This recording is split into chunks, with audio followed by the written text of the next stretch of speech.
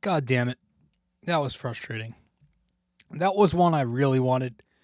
Um, it listen, that was encouraging. I'll start by saying that was encouraging. I think that's the big takeaway. Maybe you can see that as a moral victory, and this team's trying to win a championship and all that. No moral victory stuff, but it is a regular season. Wins and losses don't mean anything big picture. Um, Obviously besides standings, but for a team that is expected to contend for a championship or at least get there, this was a well played game, and it was nothing like we saw when the Knicks had played Detroit. And Detroit's not really a team that I think has a shot to go very deep because they are not modern enough with their offense. OKC is obviously a team that's already won and a team that nobody would be shocked if they win again. And the Knicks held their own last night. It was a very well played game, and I was super encouraged by what we saw. I think for the majority of this game, outside of maybe that second quarter, the Knicks got some very good looks. The shots just didn't fall. And the most you can do is to get those good looks. And then after that, it's basically a coin flip, right? Making and missing is not in your control. Getting those good looks is in your control. And again, outside that second quarter, which I had a difficult time watching, the Knicks did get some good looks. Were there some shots you probably didn't like? Yes. There were also some times where I thought the Knicks passed up way too many good looks from three. But for a game that the Knicks had to play on the second of a back-to-back against the defending champions, and let's be honest, in a game where the Zebras were against them from the very get-go, I mean, that was one of the most pathetic officiated games, if you can call it officiated, that I've ever seen. You got to give the Knicks credit for hanging in there. And they lose this game by a final of 103-100. Obviously, at the end there, Brunson gets a good look out of corner to tie the game, misses it. OG Anunoby gets the ball off the loose ball, misses a good look himself from three. Top of the arc there. Whatever. The Knicks, yeah, I mean, it was some pathetic officiating. Let's just get that out of the way. I don't sit here and complain about officials usually from the start. I mean, that third foul, or that what should have been the third foul on SGA in the first half, wasn't called. Hilarious. Brunson had like a billion charges drawn, if you include that. Just a lot of calls throughout the game, a lot of no calls throughout the game. Brunson leaves with a black eye. You had two overturned calls in the second half that were complete bullshit. The OG and one that was taken away. Some of those cat fouls, obviously the one at the very end. A lot of it. I'm not going to further harp on that because I don't do that.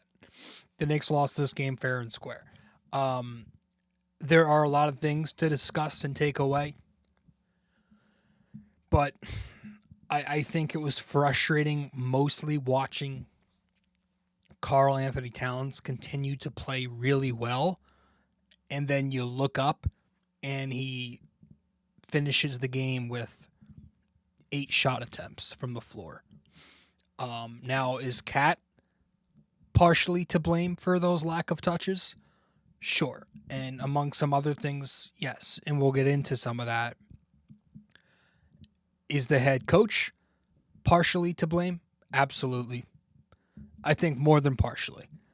And I mentioned it the other day that we can't complain about Cat's reps and also advocate for the Knicks to keep playing those Hart Cat minutes at the same time. It doesn't make sense to do that, because when Cat plays with a non-threat or a non-spacer, whatever you want to call it, good defenses like San Antonio or like OKC, they will hide their center on said non-threat and put their wing on Karl Anthony Towns.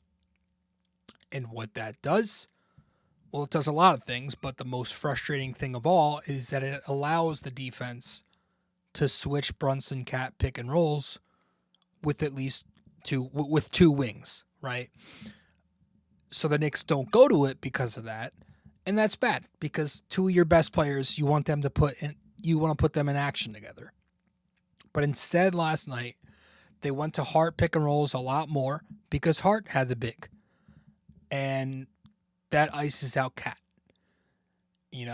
and they just also went to a lot, like just much tougher shots, especially early on in the game.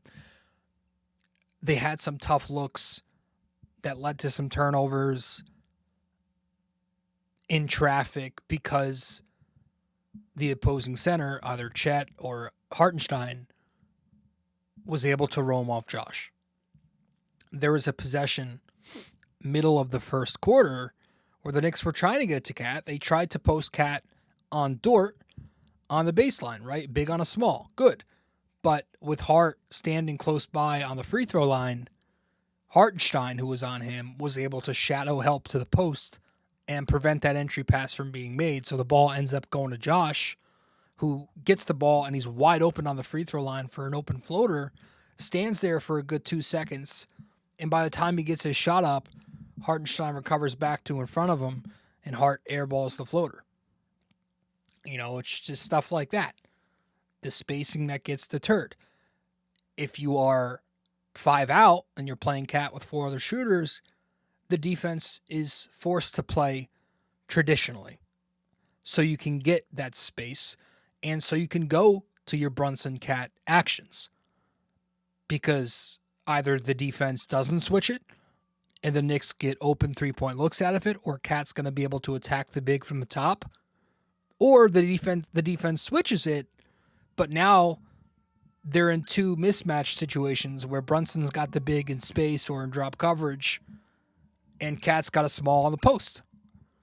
So whatever way you look at it, when the Knicks are playing 5 out, the defense has to play the center on Cat, and the Knicks have the total advantage there.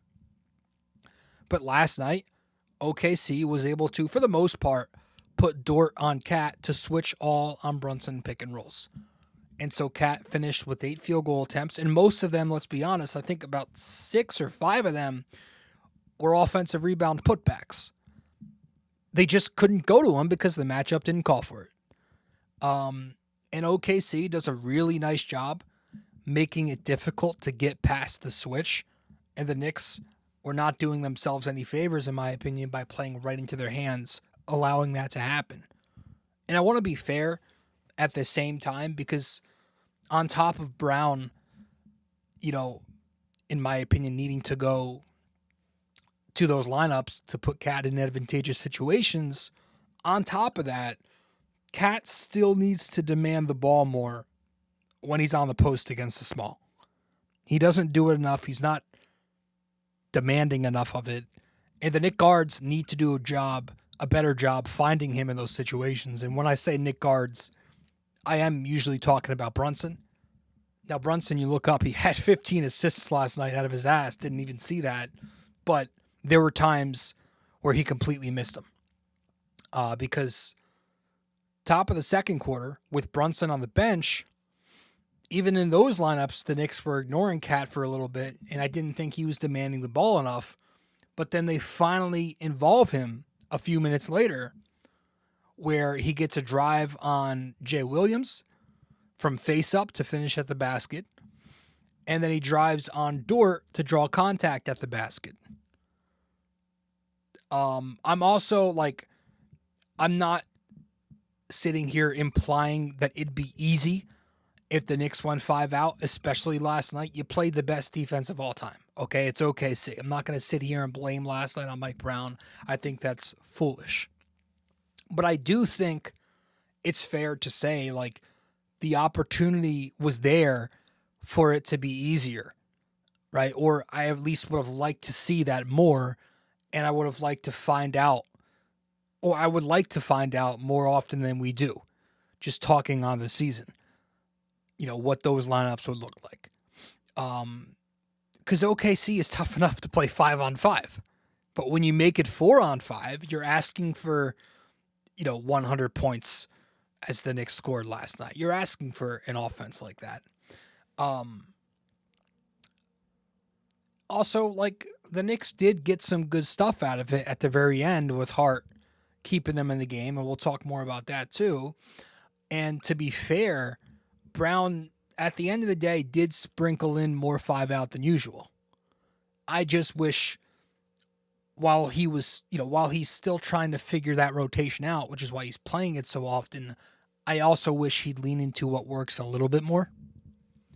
The starting rotation on the season has played more possessions together than 98% of all 5-man units in basketball. That's excluding garbage time. So for a group that has just a +4 in net rating, meaning they're outscoring their opponent by just 4 points per 100 possessions, that's greater than only 54% of the league.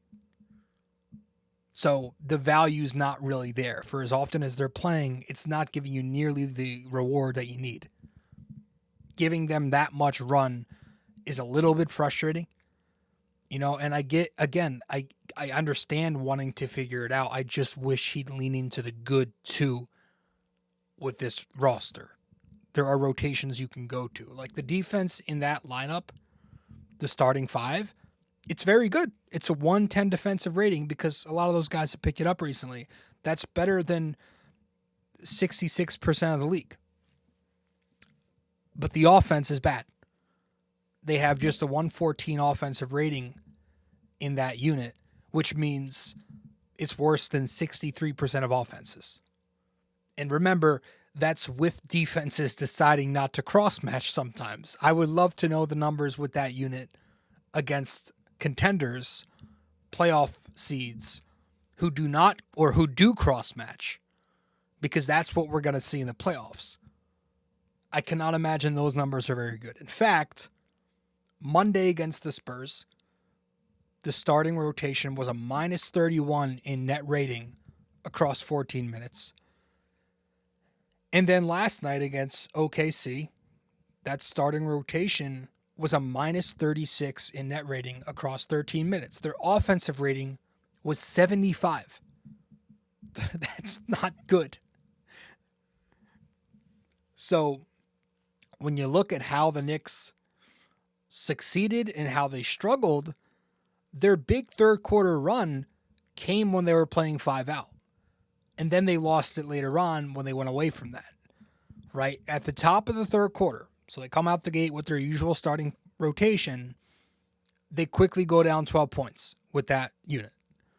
And then a few minutes in, Hart has to leave to go to the locker room. He gets injured, so the Knicks go to their 5-out lineup for the next 6 minutes and change. They go on a run to pull from down 12 to within 4. And then they finish the last couple of minutes of that third quarter with those Sohan rotations, those Huckporty rotations, which actually put the Knicks up 3, believe it or not. So you enter the top of the fourth quarter, the Knicks are up 3. They go back to the Hart and Cat minutes, and then all of a sudden a 3-point Knick lead, because that lineup's out there, turns into a 2-point deficit, and the Knicks never retained the lead after that. They never regained the lead after that. So, and of course, again, some of the process was good, so I guess that's the end-all be-all. But I just don't, at the end of the day, like those lineups. You can't get to your Brunson Cat actions. It's got nothing to do with disliking Josh or obsessing over Cat. For me, it's just about formulas. I don't like to blend identities. I like to go to one thing or the other thing. And I love Hart, but I love Hart when he's not with Cat. I like him with Mitch because you get to double down on the lack of spacing, but you lean into pace, physicality, and rebounding. Or like last night, with the way they closed the game, right? When they closed the game, Josh Hart was on the floor, Cat was off the floor because he fouled out. So they were able to get a look at that lineup with, it was Brunson, Shamet, McHale, Hart, OG. So Hart was your 5 on offense because you got to use him with the big on him. You got to use him as a screener in pick and roll and not have to worry about excluding Cat. And so the Knicks had space off those pick and rolls because you had OG, Shamet, and Bridges surrounding those pick and rolls on the perimeter. Can't really send too much help. So they got some really good looks off of that. With 2 minutes left, the Knicks are down 8 points. It's Brunson, Hart, DHO to get Brunson the Chet switch. Brunson creates space on Chet, makes a late pass out of a jumper to a cutting Josh Hart for a layup, pulls within 6. The next time down, it's the same exact thing. Brunson, Hart, pick and roll to get Brunson the Chet switch. Brunson finds a cutting Hart into space. Hart gets fouled, makes both free throws, Knicks within 4. And the next time down after that, it's another Brunson Hart pick and roll to get Brunson the Chet Holmgren switch. Brunson gets by Chet. Nice pump fake to get by him, opens up his drive. He drives, finds Hart under the basket. So that lineup works. It's just about not blending identities. And, again, to give Brown some more credit, at the end of the day, the Knicks still did play 5-out lineups more than they usually did, or more than they usually do last night. You got 16 minutes of rotations without either Huck, Hart, or Sohan last night. That was double what you saw against the Spurs in terms of 5-out rotations. So it's nice to see that. It was nice to see them go to 5-out in meaningful fourth quarter minutes, and again, nice to see them go small several times. You went to Sohan at the 5 late in the third, and then you went to the Hart OG front court like we just talked about. So that was nice. And to credit Mike Brown some more, I thought he drew up an excellent ATO in the final seconds there to give Brunson that open corner. Just ended up missing it. I loved seeing him get that tech.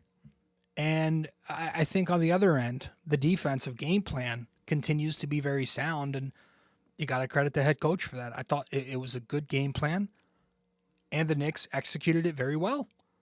So I'll talk a little bit about that in just a second when we get back from a break really briefly here on episode 1018. Stay with us. Quick break here, guys. Stay connected with BD4 on social media. Follow us on Instagram and X at BD4Pod, and find us on Facebook by searching BD4. Don't miss out. Join the conversation. Want more BD4? Subscribe to our YouTube channel and never miss an episode. Hit that like button, drop a comment, and share with your fellow fans. Don't forget to ring that bell so you're always the first to know when a new video drops. Okay. Welcome back to the show, episode 1018 of the podcast. I thought on the defensive end, the Knicks executed well. Now, were there some moments where I was frustrated? Yeah. There were some really rough moments, especially in the first quarter. There were a lot of open looks, open three-point looks. I think as good as Josh finished defensively, he was pretty bad early on. That led to a lot of those Chet Holmgren threes. He was cheating off the ball and getting beat, sending gap help one pass away, getting beat, stunting, getting beat, going under on one possession and got beat. But then he found it, and he did a really nice job in the second half. And for the most part, I thought the Knicks played good defense as a team.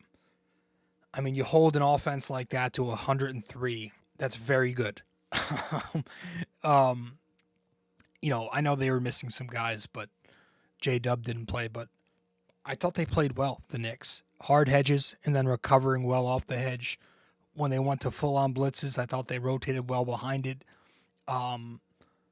Some really great defensive stands that just unfortunately resulted in either a whistle, a bullshit whistle, or some really tough shot making by SGA, who's just the modern-day Jordan. And a lot of their other wings on top of Hart did a nice job. OG continues to non-coincidentally play his best defense of the season during the Knicks' best defensive stretch of the season. I thought Bridges was great. My favorite Bridges possession late in the third quarter, he sends help to SGA with Brunson on him, forces him to the sideline. It causes a turnover. OG grabs the loose ball, runs in transition, throws down a flush dunk to tie the game. And then Sohan, right after that, the following defensive stand, causes a tie-up, eventually forces a jump ball, and then a couple of possessions later, the Knicks take the lead on a Bridges corner. Shamet played very good defense as usual. Brunson continues to be very good.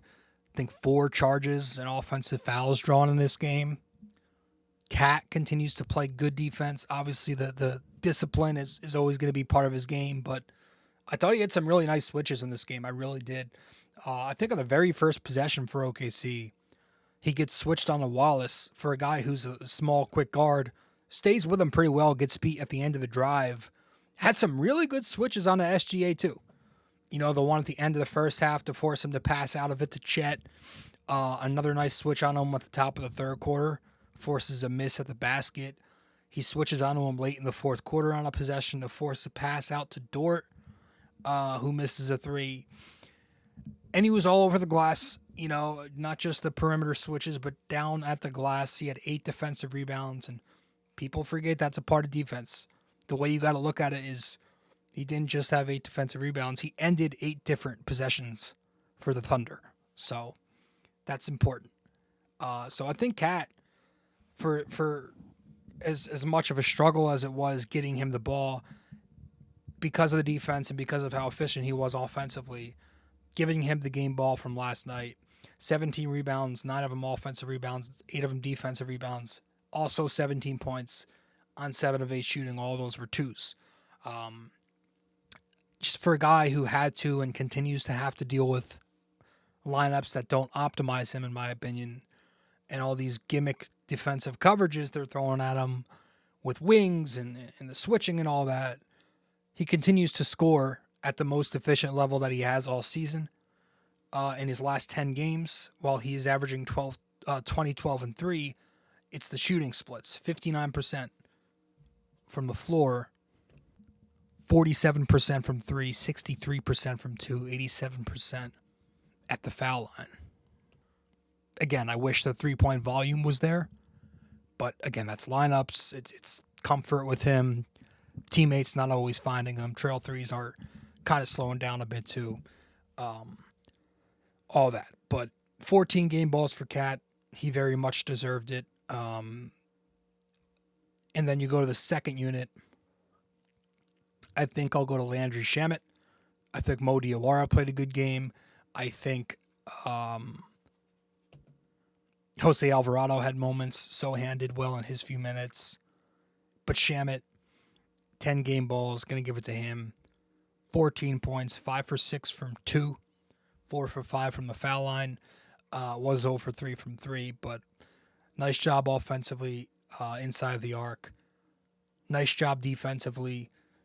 And for a guy who's filling in for, in a way, Deuce McBride, continues to play good basketball, even when he's not making the shots. So with that said, I think that's all I have on this game. Encouraging game, very encouraging. And we'll talk a little bit about what's up next when we return from our final break. Be back in a couple seconds. Love BD4 but don't have the time to sit down and watch? Don't forget to subscribe on Apple Podcasts and Spotify so you never miss an episode. And if you're enjoying the show, leave us a 5-star rating and a quick review. It helps us grow and keeps the conversation going. Okay. Welcome back to the show. Welcome back to episode 1018 of the podcast. Up next for your New York Knicks, West Coast trip begins. 5 straight games on the road. You're in Denver tomorrow night. That's been a pretty good matchup for the Knicks. Then you're in LA for a back-to-back, Lakers, then the Clippers. Then you're in Utah, and then you finish off this road trip in Indiana before you head back home. So 1, 2, 3, 4, 5 games out west.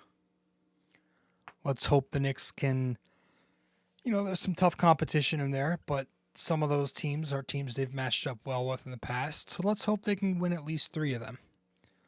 I think you should aim for at least 3, but they've been playing good ball. So we'll see. And with that said, let's get to our trivia to wrap this thing up. And our trivia question for today, we stole this from the MSG telecast, as we do from time to time. Who is the only Knick to make more playoff 3-pointers than Jalen Brunson? Who is the only Knick to make more playoff 3-pointers than Jalen Brunson?